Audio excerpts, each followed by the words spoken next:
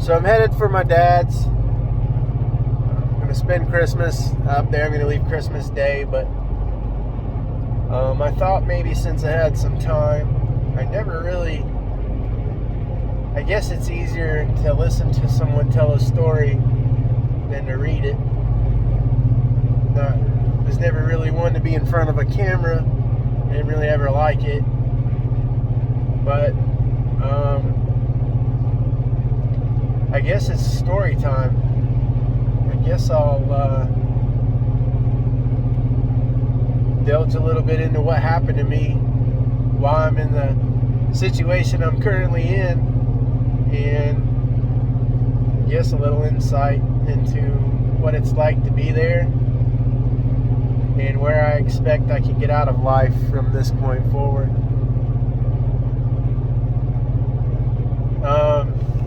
I guess 3.5 years ago, June 2nd, 2020. Well, wait a minute. Let's go back a little bit. Let's go back about 10 days. Let's go back to like June 10th, 2020. I had just moved. I wasn't in the best state of mind. The girl I was talking to and been dating, we had just split up. Kind of ghosted me, but I mean, I've done that to people before too, so what goes around comes around. I guess I kind of thought maybe that was probably going to happen because I was going to move back to South Carolina from West Virginia, and realistically, the people that are trapped up there, they may say they want out, but I guess they enjoy being trapped. I guess I really maybe shouldn't say trapped, but for me, there's just nothing up there anymore other than my dad. My best friends are up there, of course, but I saw opportunities elsewhere. But anyway, back to the story. So I wasn't living the best life. I was drinking so much. I was drinking 2 liters of liquor every day. I woke up in the morning, I went and got breakfast, and I cut my soda half and half. Half liquor, half Coke. And it just kind of, it was like a snowball effect. It kind of just got away from me. It started off with a few drinks, here at the end of the day on Friday, and then it just got to where I was in college. I was doing online school. I was getting my business degree at ANU, and I guess I just got really bored just sitting in front of a computer all the time. And I guess I should have been smoking some weed. Weed wasn't legal then. They had just started that whole CBD flower and stuff.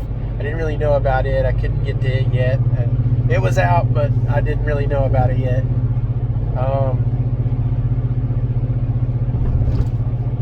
And so I just started drinking.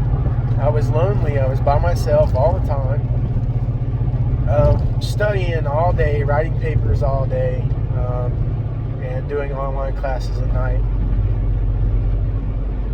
And then I lived in a house I was remodeling, which was a shithole. But it was all I had.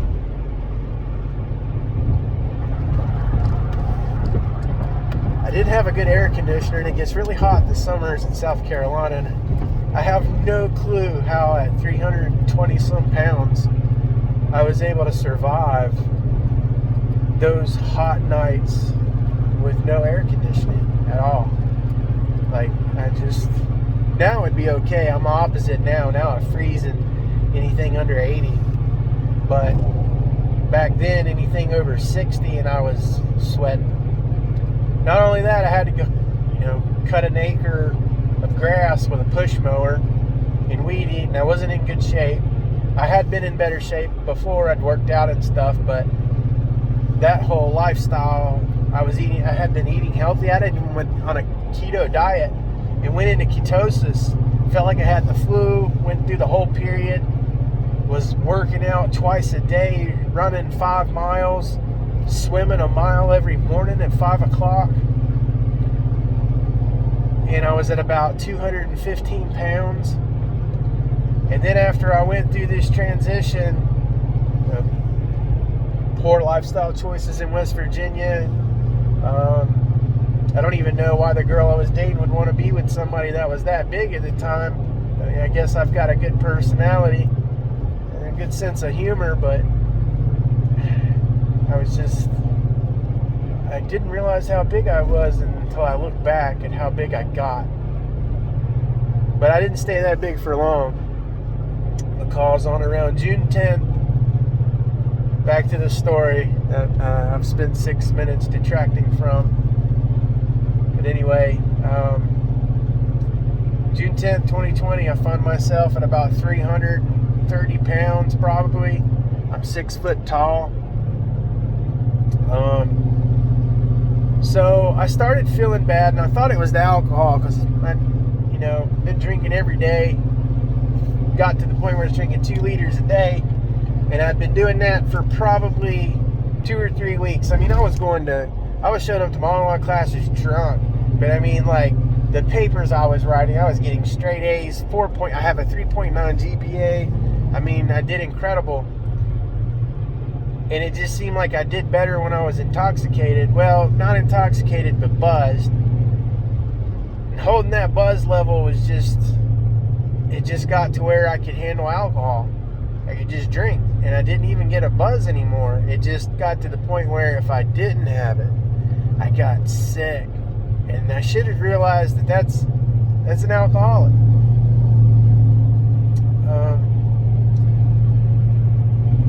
So one day, June 10th, around-ish, I thought I'd drank too much, and I even went and got some moonshine, and I was like, hell, I'll take a shot of that, see if maybe I just need some alcohol. And instantly I threw it up. My body wouldn't hold it down, so I thought, oh, this ain't good. So let's start consuming other things. I couldn't keep those things down either. Then I had a horrible chest pain, and I thought, damn, I've done burned up my insides. So I get in the car. I have to backtrack one more time to let you know that just before all this happened, me and my mom, we got matching cars. I don't know why. But they were 2019 Chevy Sparks. And I used my credit card to get a free year of OnStar.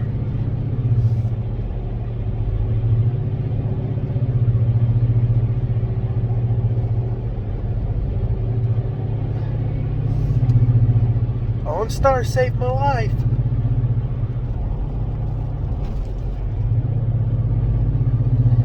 And I'm grateful. I have a Chevy truck now, and I have OnStar. And that's probably what I'll use for the rest of my life. And I'll drive a big ass truck too, because that's what the surgeons told me. They're like, if you want to survive a car wreck, we all drive trucks because we see what happens. But anyway, back to the story. So I thought I was I'd burn up my insides. So I drove to the closest gas station. I went inside, and I was dying. I mean, I was bouncing on the floor, kneeling and stuff with a pack of Tums. And I said, screw it. I was in line. I just started eating them. And I said, I'm going to pay for them. No big deal. I was chewing them up. I got to the line. I paid for them. I went out, and I got in my car. And I'm sitting there, and I'm thinking to myself, I think this is a heart attack.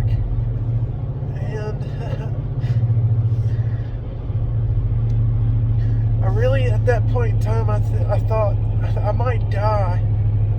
Sitting in this gas station, chewing on some Tums after all of this, and I thought, no, it's got to be the alcohol. But can alcohol give you a heart attack? I don't know.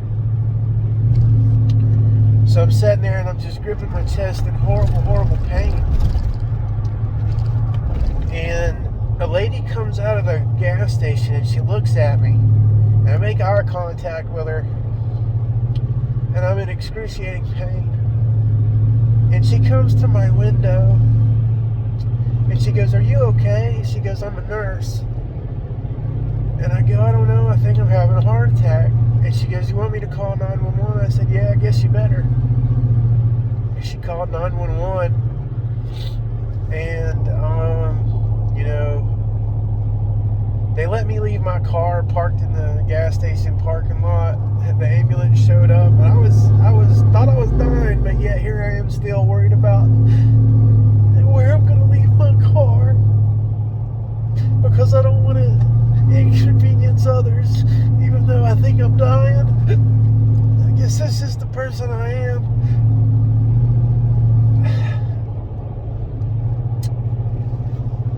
So I moved my car out of the way while the ambulance waited.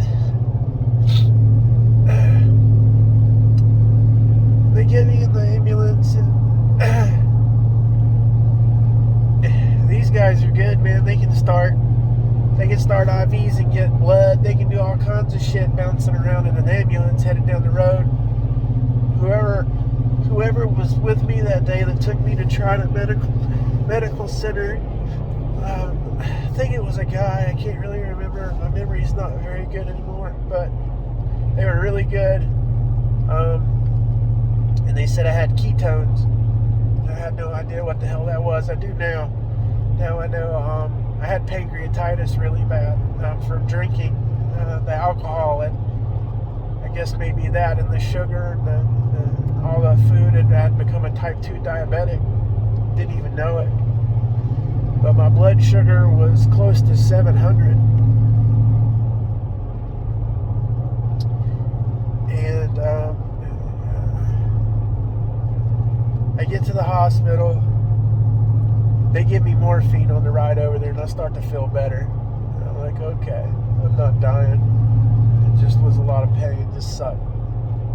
Get to the hospital, and I'm going to tell you something. If you work at Trident Medical Center, I'm sorry. And if you were the nurse that took care of me, I'm sorry too.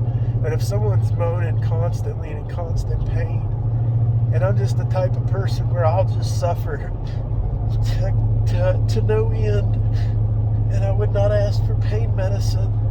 I guess I thought if you're in pain and they say that they just give you that. I didn't know I had to fight to get adequate care. I didn't know that. I just thought if you're dying and you're in horrible pain, that these people just took care of you. But no, it's not like that. If you're in a bad situation or something, I suggest you speak up and tell them, because some of them will care, but some of them aren't going to do anything unless you speak up. So I spent like 7 days in the hospital, the whole week, and my lower back was killing me. I mean, I couldn't even lay down, and this whole time my pancreas was swollen up. And I didn't know how, I didn't realize later on how real bad pancreatitis is until it happened to me after my car wreck. But I was miserable for days. I had to get motel rooms and jacuzzi hot tubs, and this is during COVID. And just soak in hot water and float. Weightlessness seemed to be the only thing that brought me any comfort. I thought it was from laying in a hospital bed for a week. I thought, that's hard on a person laying in bed for 7 days. That sucks. But it wasn't. My pancreas was just, it must have still needed treatment. But anyway, I quit drinking. I was like, no more alcohol. Can't drink at all. I couldn't even really drink soda. I was diabetic. It was horrible. It was so horrible. I remember my friends would come visit me and at a motel room and smoke a little with me and everything and get me feeling a little bit better. But I mean, I was just down in Aleve and Tylenol, and that was probably putting me into kidney failure, probably. because I didn't know what to do. I didn't know that I had options. I didn't know that I should be getting pain treatment, which I didn't even get in the hospital. They gave it to me once when I told them, I said, if someone doesn't do something in a minute, I don't know if I'm going to lose my mind or what. And they gave me morphine one time in 7 days in the hospital with pancreatitis. So after that, I get out and they give me insulin, an EpiPen like thing that you just shoot. You set a little dial and you shoot it. And this is where I think more care needs to be given with insulin, because I didn't even have a primary care physician at that time. I didn't never get sick. I was in really good health. No, I wasn't even worried about COVID. Mind you, my dad's in West Virginia at this time. My mom's in Providence, Rhode Island. She's a travel nurse. I have most of my mom's belongings in my house that I'm remodeling. So keep that in mind for this story. I'm holding my mom's belongings as well. And so I can see the insulin like trickling out of my skin because the needles aren't very deep. They don't go very deep in you. And I thought, I don't know if I'm getting the insulin or not. My blood sugar is kind of okay. It's kind of a little high, like 150. You want to get it to 100. And so I think what happened was, I think I misused my insulin. I would think I wasn't sure that I would get it, and I think I would give it to myself again. And apparently on the night of either I guess it was June 19th, that night, June 20th at like 2 o'clock in the morning or something. I don't even really know. I think I made it to Columbia Richland Medical Center on the 20th in the early hours of the morning. But apparently I was having hypoglycemia episode, and I guess I was getting in my car and was going to go get something to eat. Apparently my GPS was set for McDonald's, but I didn't even bother to take my phone. I didn't bother to take my wallet to pay for food. They said I must have not have been in my right mind, and they blamed that on low blood sugar. But I got in my car, and I don't know how far I made it down the road, not very far, maybe a couple of miles or so. And I lived in Bowman, South Carolina, but close to St. George, out in the middle of nowhere. I had an acre of land. I only had like 5 or 6 neighbors. I didn't even hardly know them. But I was going down the road. I'd had that car for about 6 months now. And I blacked out from low blood sugar going down the road, and my foot mashed down on the accelerator. And I had went to college for automotive tech, and I knew that modern airbags didn't work if you weren't wearing your seatbelt. 2-stage airbags, they do more harm than good if you're not buckled in. I knew that. I always wore my seatbelt. You can ask my parents. They were like, you wouldn't go anywhere without buckling up, even if you wasn't the one driving. And just was always adamant about that, but must not have been in my right mind. I didn't put on my seatbelt. So I got my seatbelt on now. And when I mashed down the accelerator, I kind of come to a instant stop in a big deep ditch, and it totaled the whole side of the car. Bent the steering wheel with my stomach, which I guess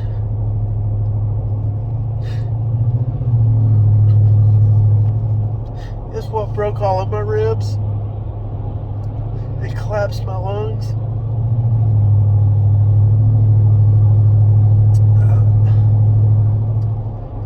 It blew my pancreas open because I guess it was still swollen from pancreatitis.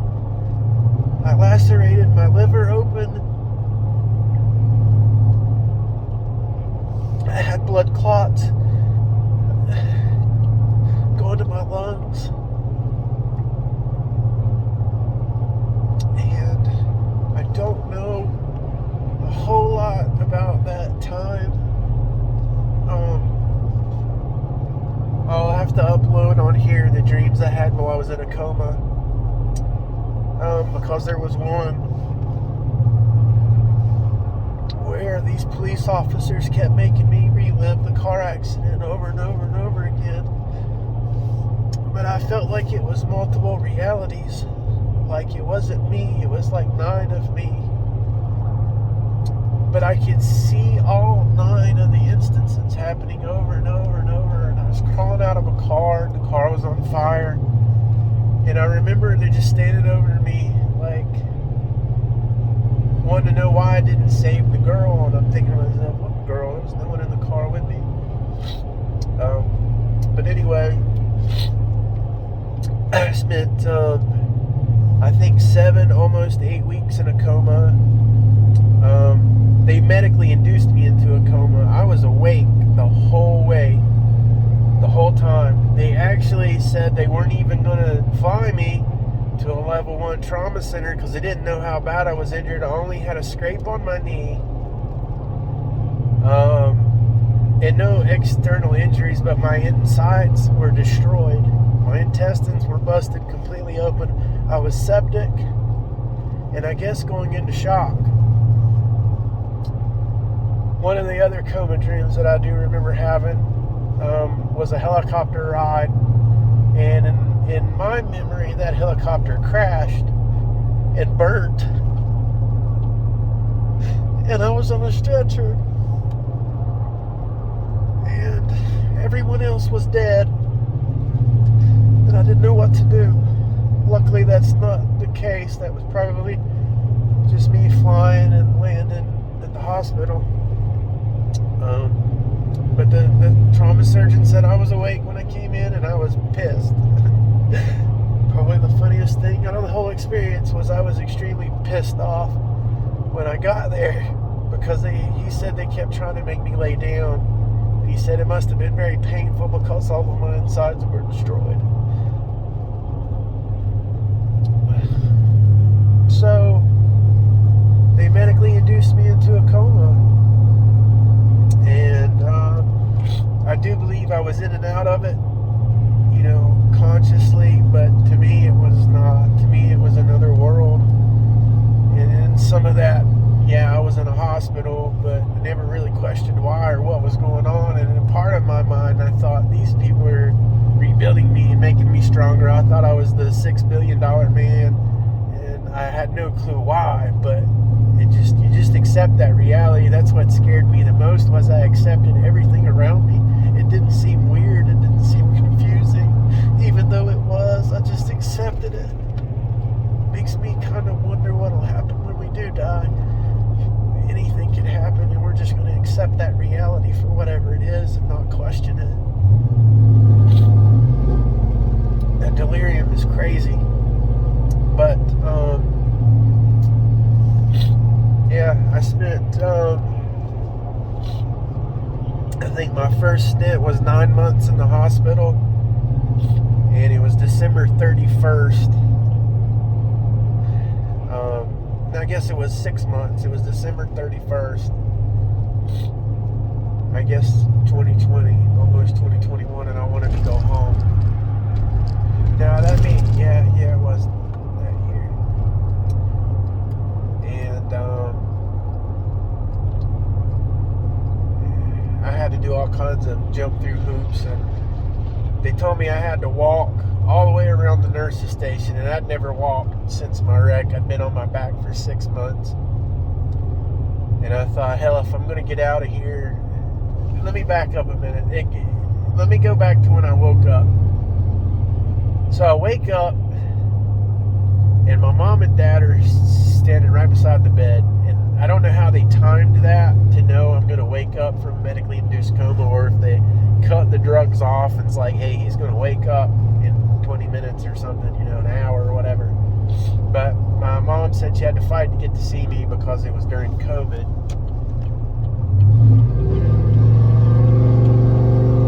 And they weren't at first going to let my parents come up, but the trauma surgeon, they weren't sure I was going to make it, so they made special arrangements. Because they had to leave me cut open for the 2 weeks I was, the 8 weeks I was in a coma. I was left cut open. They did like 16 surgeries or something in the first week that I was there, or the first 2 weeks I was there, I think I had a couple of days I had 2 surgeries. But I woke up, I couldn't talk, I had a fit. I could not feel anything from the waist down at all, which was quite worrisome. Never forget this. My mom just looked at me and she said, "Do you remember what happened?" And I just shook my head, "No." She said, "You were in a car accident." And I looked down and I could tell I was still cut open. Well, no, I had just been stitched together, had a wound vax on. I could tell I'm not in good shape. But what's odd was I didn't feel any pain at all. They had me jacked way up there. They had me way jacked up. I didn't feel anything. They had me so jacked up I thought I was paralyzed from the waist down. I wrote 2 things down on a piece of paper to my mom.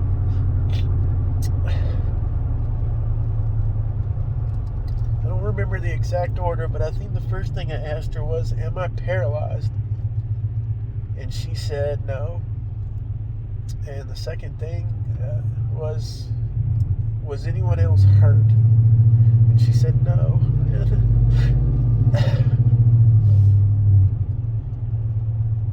That was when I could accept my reality. And I knew I would get through whatever I'd have to get through. I accepted the position I was in. My mind was okay. My mind was at ease. No one else was hurt. And I'm not paralyzed. My arms worked, or the right arm worked. And no pain. My God, I'm almost dead, but I don't feel anything. That was incredible. I said, hell, almost dying's not that bad. I remember I honestly thought that. I thought, what? You mean I'm this tore up, but I don't feel anything? Yeah. So I spent a few weeks in the ICU, and I remember them putting up on the board, because I wanted to know what I had to do to get something to drink. I wanted something to drink so bad. I could care less about food. Just had an NG tube going through my nose feeding me. They even put water in it. And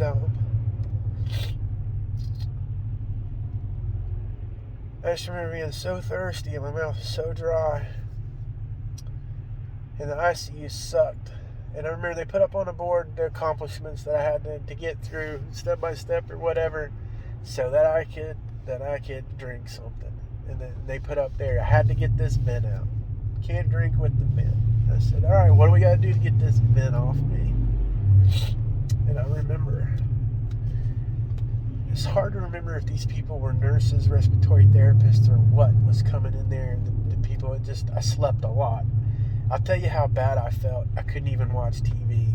I could not bring myself to watch something that I might enjoy. That's how horrible I felt. Plus, not being able to have visitors during COVID and stuff, that just made that suck even worse. But, anyway, the nurse, he come over to me and he was like, "You'll have to learn to breathe again on your own. And we'll have to take the machine off and let you try breathing."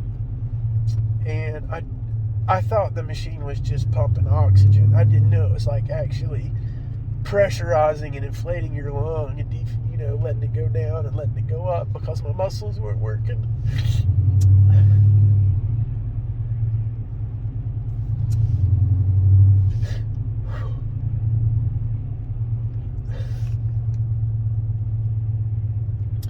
I'll never forget when he took that vent off me for the first time. And I thought, oh shit, I can't breathe. And it was like suffocating. And he said, "Here, I'll help you." And he put this thing around my throat. He was squeezing this tube. And I just remember I panicked. And I was like, and I wanted it hooked back up. And he said, "You want it hooked back up?" And I said, "Yeah." And I panicked. I went off of it for probably just a few seconds, if anything, before I panicked. And Well, this has already gone 30 minutes. Anyway, I panicked, and he hooked me back up to it, and that was that day. And I remember looking at that board, and it said, to drink water, you gotta get that vent off. Oh shit!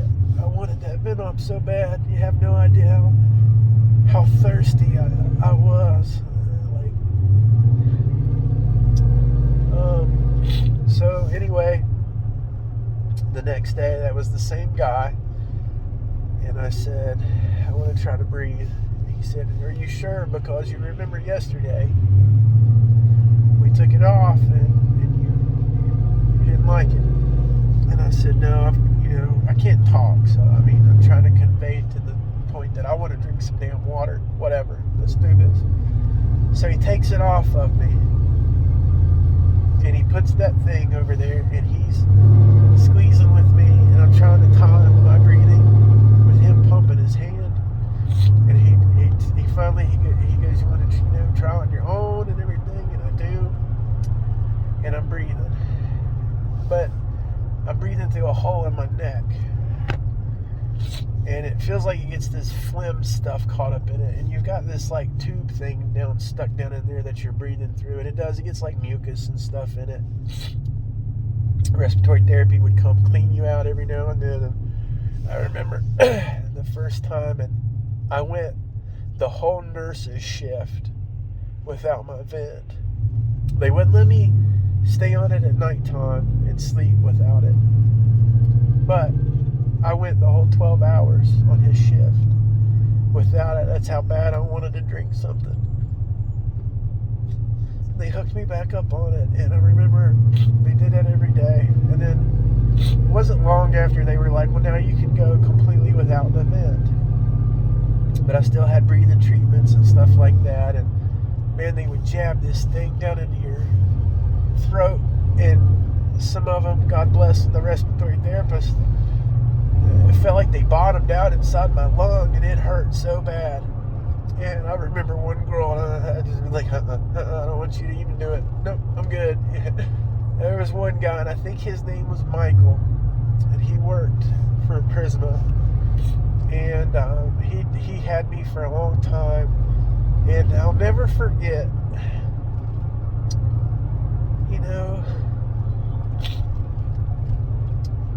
I spent a total of 1.5 years in the hospital, but I'll never forget being so lonely because of COVID and no one coming in your room and your door being closed, that when someone would come in there, I didn't care if they were there to take blood or whatever, the longer they would stay in there and be around me, the more I felt human.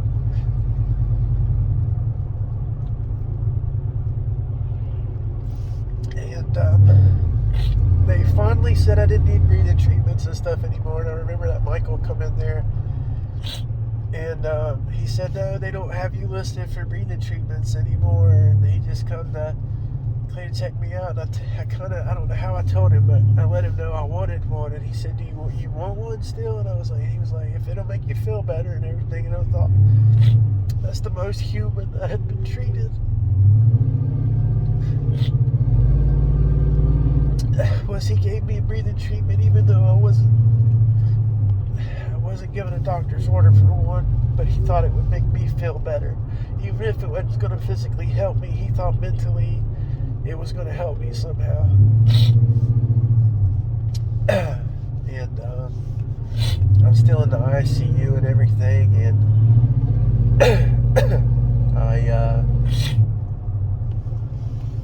I remember the nurse, his name was Noah, and I'm sorry, Noah, but I took advantage of your kindness.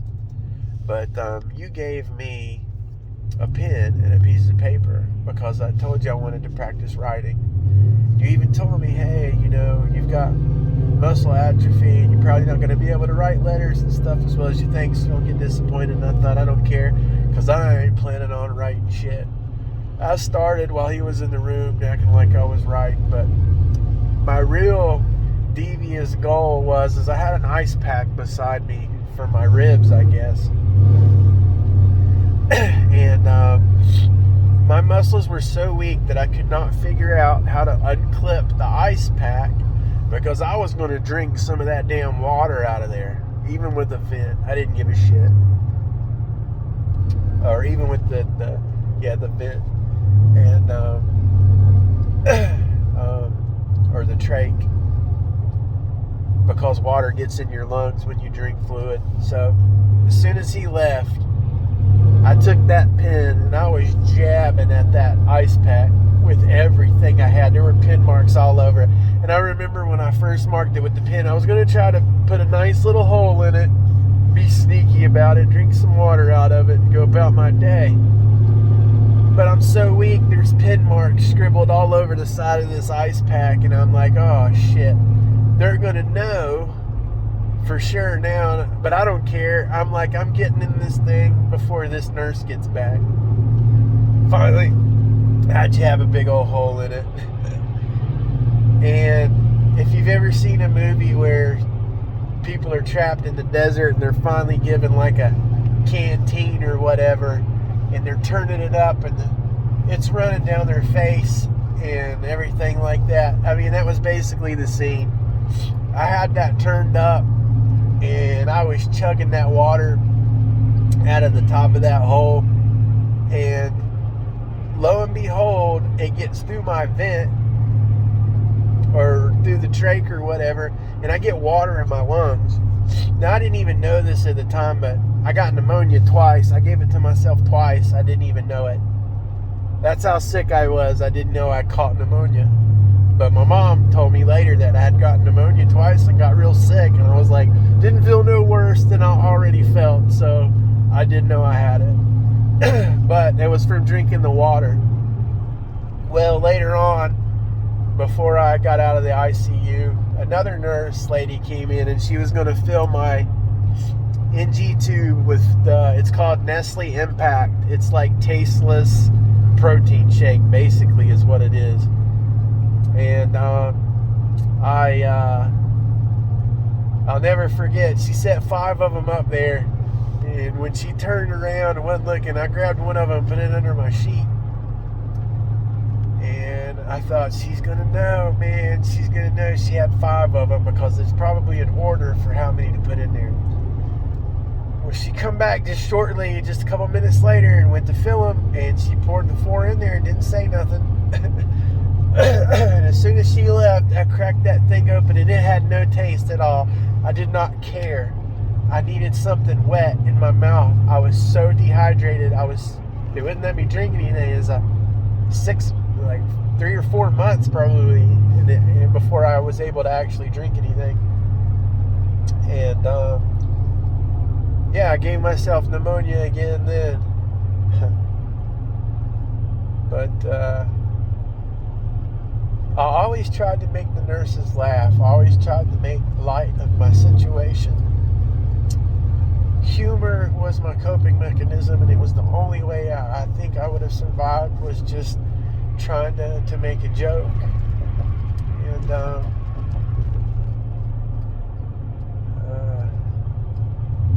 I had another nurse, I can't remember her name, and this is when I was in between ICU and CCU. They called it a step-down unit. They were like, you're almost good enough to get out of the ICU, but just in case, we're going to keep an eye on you for a couple of days while we're finding a room for you, probably to go into critical care or on a surgical floor or what. I think it was critical care at that point. I was in intensive care. She said she could get in trouble for this, so I'm glad I don't remember her name, because I probably would call her out for it. But she said, let's play Dr. Dentist. And she took the water gun and suction and sprayed my teeth and the top of my mouth and everything out with water. Another one of the only times I felt human through the whole experience was definitely at that point in time.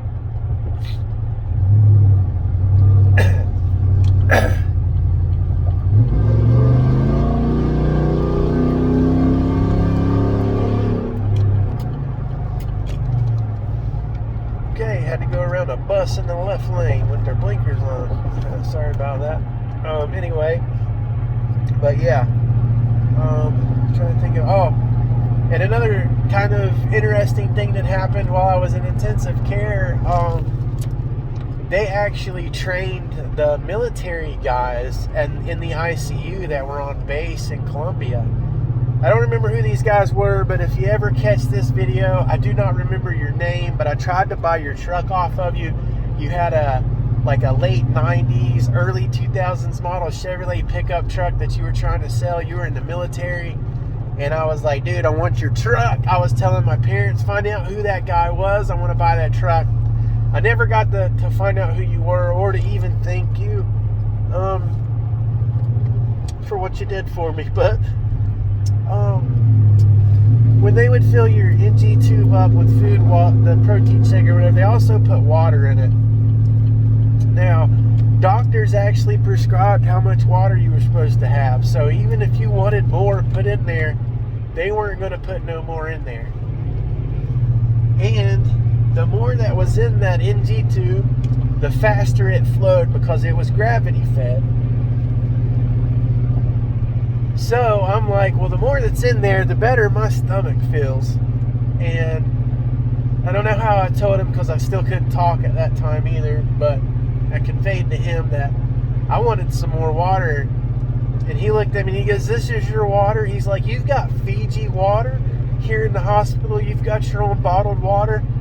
Now, I had irritable bowels, I guess, and my mom knew that I preferred, instead of tap water is full of chemicals. It was so hard on me that I drank Fiji bottled water. And even though I wasn't drinking it through my mouth, it was going through my nose. I told her I wanted it, and make sure the nurses knew, don't give me tap water, give me Fiji. And I'll never forget that Army guy looking at me, and he was going, dude, that's the most epic thing I've ever seen in a hospital, is you have your own Fiji bottled water supply for your NG tube. And I just, like, yeah, so. But thank you for filling that thing up, man. You topped me off to the brim. I already had all the water I was supposed to have. I told you I wanted one. You poured that whole 1.5 liter bottle of Fiji water in my NG tube, and I could feel the cool water pumping at a higher rate because it was gravity fed going into my stomach, and I felt so good. Oh, I wish I could thank you. That's pretty much, I did have one bad experience. I'm not going to mention her name, even though I remember it.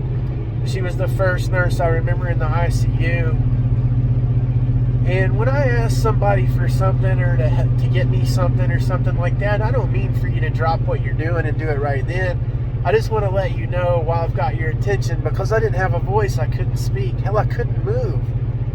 And I'll never forget her saying, can I finish doing what I'm doing first? And I'm like, oh yeah, write down my vital signs. Yeah, that's super important that you can't convey for me that I want a blanket because I'm cold, you know? But anyway, and I did have a couple of nurses that I did kind of upset a little bit. But one time I was in delirium and I fought with some nurses, but I thought I was in a torture chamber. I had no clue what was going on. That'll be for the coma dream story. Apparently I kind of was in and out of it a little bit, didn't know where I was at. But the only other time was apparently I liked to get, well, I didn't have clothes on, but I liked to take my sheets completely off and spread my body open and let the air hit me. It felt good. When you're in this much discomfort, you'll milk out any little bit of comfort you can find in anything. And if it's just air blowing across my naked body, so be it. You have no shame when you're in the hospital like that. You don't care. They're going to see it all. You got people wiping your backside. I had an ostomy bag though, so they didn't have to do that for a while. But I mean, they had to bathe me. I had 2 guys. Well, other different people would bathe me, but I'll never forget when I got to critical care, it was different. You weren't so bad, and you had these 2 guys that came in and would clean you at nighttime, like 11 p.m. for some odd reason, it's just the scheduling I would get. And it was like 11 p.m. These two hippie-looking dudes coming in, rolling me over while they're talking to each other. I got tubes and crap hanging out of me. It hurts to roll, and I'm like, I can't talk to him. I can't tell him to be gentle. and I'll never forget, one of them, I think, had a little ponytail, and he was probably in his late 50s, early 60s. And I just remember thinking to myself, dudes, and I mean, I smoke a little something, you know. I'm cool with it, but he just come off to me like a total hippie dude. And I was like, I got these two hippies that come in at 11 p.m. and roll my naked body around and clean my body. How awesome is that? But then there was having to do the swallow test to finally be able to drink something. And I qualified the first time they let me do it. I was able to eat solid food, and I was able to drink some gel stuff, but pure liquids I still couldn't have yet. They were still trickling into my lungs, so they were like, you gotta wait a week. I'm like, damn, another week. Okay, whatever. And they wouldn't let me have certain things yet, and I'll never forget, things are starting to get a little more lax. My mom and dad can see me a little bit more now. I think COVID's kind of dying down. I may even be in a normal room, but I'm still having surgeries. And I remember I'm going for a procedure, and I told my mom I wanted some Sprite. I wanted some Sprite so bad. And I'll never forget that first taste of Sprite again. My taste buds were so neglected. That was probably the most crisp, refreshing tasting thing that I'll ever have a memory of, as far as life will probably ever go. But I'll never forget that. That was awesome. I mean, when you're dreaming about grapes and drinking water, you know it's got to be bad. It's got to be real bad. But she would sneak me some Sprite in from time to time, and my dad would sneak me drinks when I wasn't supposed to be having it. I'd get pancreatitis all the damn time. My pancreas would... The surgeon said, we got a joke in here, and he even told my mom, you know, pardon my language, but, you know, you can work on the heart, the kidneys, the lungs, and all these other things, but the surgeons in trauma say, don't fuck with the pancreas, because the pancreas does not want to heal. And the reason I was in the hospital for so long was mainly for my pancreas to heal. And I had two really good surgeons. Actually, I had a lot of good surgeons, but three that I'll mention by name. Dr. Fitzgerald, my main trauma surgeon. His main lackey was a Dr. Hesse at the time, but now he's one of the leading surgeons over there. I was there long enough for him to complete his tenure and become a full-fledged surgeon. They told me I was going to start breaking records if they didn't get me out of there. And Dr. Clanton, who was my pancreatic specialist. And I went through several operations, and we were this close to cutting part of my pancreas off. And then just days before, something happened, and I had drain tubes all in the sides of me, 6 of them at one time. But I mean, I had to go home with these drain tubes. They sucked. And it finally just stopped leaking pancreatic fluid, seemed to heal up. And I've had a couple of remissions since, but they did not have to cut any of my pancreas out. So I still have 100% of my pancreas. Pancreas is like a little thing that hangs kind of on the side. How to explain it? Like a bag with a hole on one end that spits enzymes into your digestive tract. Well, the other end of mine, the other tip end of mine, when I hit where my pancreas was swollen, that tip had blown open.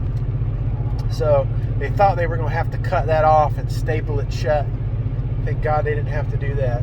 But then I had all of that done, and just days and days of pancreatitis, getting it over and over and over again. And let me tell you, back to the Trident not treating me for pain with pancreatitis.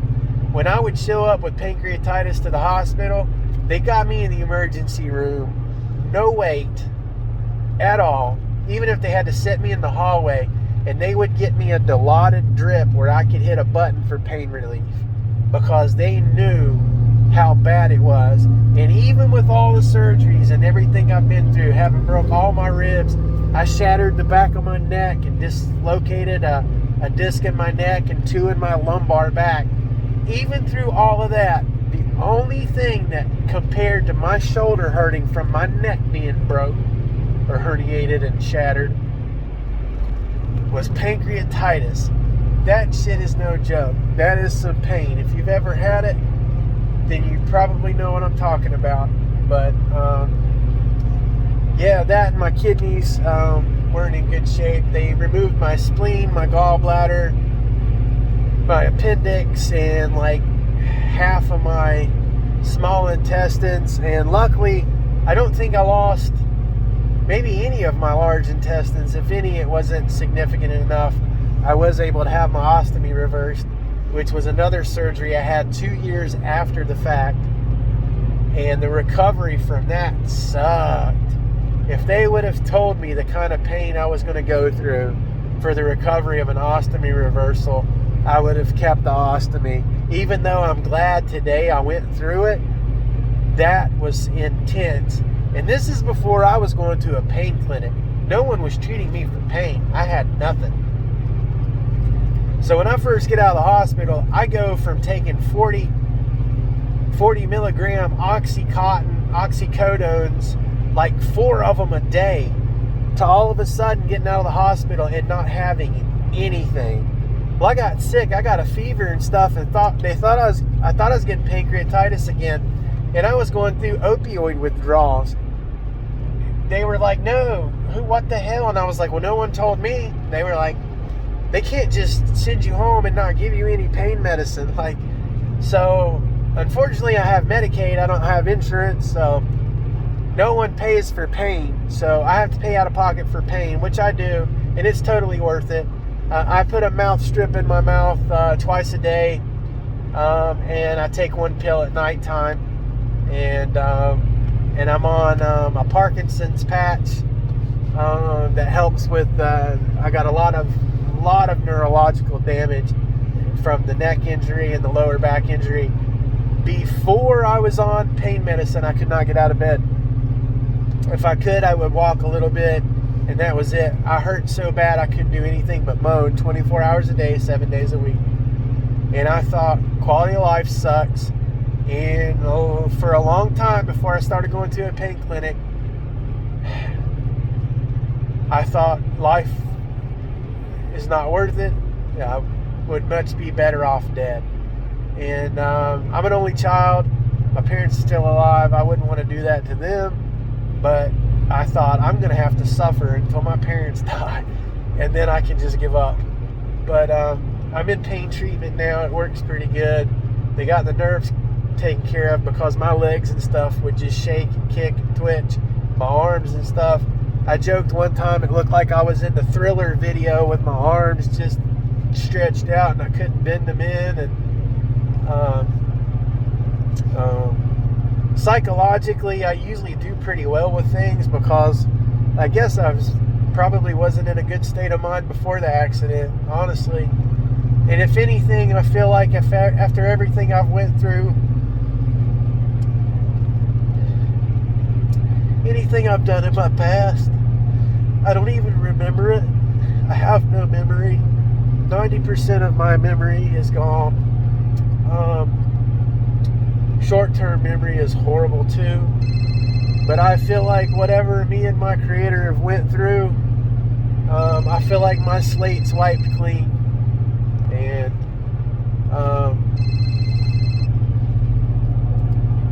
I feel like I've started over.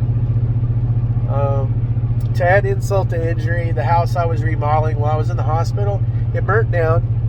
I lost my motorcycle, both of my cars, the race car I raced in 1995, before I was even old enough to drive a real car. It burned up. I lost everything. I had pictures and drawings and stuff that friends had given me, all the way from elementary school on. I had love letters that I'd kept from girls from middle school and high school. Yeah, it was so weird too, because right before all of this happened, one day I went through everything that I'd kept and looked at all of it one last time before I put it up, and I got a chance to look at all of those little things I had again. A lot of it I don't remember. I do remember a lot of things that I had friends that drew me pictures and stuff. The friend I'm currently going to see, he drew me a couple of things that I had that I lost. We're still good friends, but some that didn't. Jeff Bolton and Chester Lucero. I actually traded some RAM for a picture Chester Lucero drew that he used to get into art college. That was his submission for art college. He was like, "You can have it when I'm done with it." And I gave him some computer RAM for it. Back in the day, we were nerds. And just love letters from girls that I don't even remember their names from school. There's a girl that promised me a date in high school. She said that if I was still single when we graduated, but I moved away, so I don't know whatever happened to her. But yeah, that was my story through recovery, and it's been 3.5 years. I'm still, I'm at my new baseline. I had an ostomy reversal and I had hernia mesh installed, and I won't be spinning wrenches anymore. I did put the long tube headers on this truck myself with an ostomy bag, mind you, because I was getting tired of people saying, "Oh, it's just a hard job to do," and I'm like, "Yeah, is it really? It's a hard job to do. Well, watch a cripple do it." So who knows? I might still work on a little bit of things for myself here and there. I kind of would like to buy a Legend race car, not to race it, but I'd like to get some kind of a salvage title for like a old 30s or 40s model Ford and put tags on it and actually drive the Legend race car on the street, because they don't care what you do in South Carolina. There's no inspections. You can get away with anything. But I guess hell, I've almost been talking for an hour. This helped kill some time while driving. I'm in the express lane in Charlotte. This is going to cost me a fortune because traffic's pretty bad. It looks like each little stretch is probably about $2 or $3. This is going to be a $50 one-way trip. I think if you have any questions or anything, feel free to ask in the comments. I do read them. I've got like 5 actual followers, maybe, if that. So I have plenty of time to read the comments. I can answer questions. But we'll see if we can't get some more shorts out there to where I can get some more subscribers. I don't know why anyone would be interested in my life, but who knows? I got another page. It's 0 to 100 real quick. And, I'm kind of linked with that with my other channel. But I post content for my truck on that page. This is more about me, about my personal life. But I'm gonna get off here, and I'll post another video later.